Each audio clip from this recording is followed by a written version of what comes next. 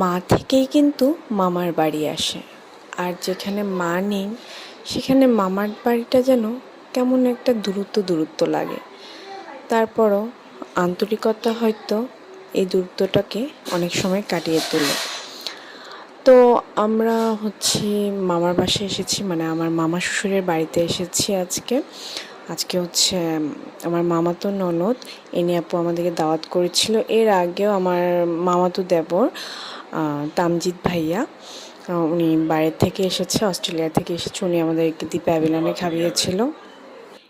Any আপু একা হাতে আমাদের জন্য অনেক আয়োজন করেছে। আর এনি আপু আমার শাশুড়ি আম্মুর একজন প্রিয় ব্যক্তিত্ব।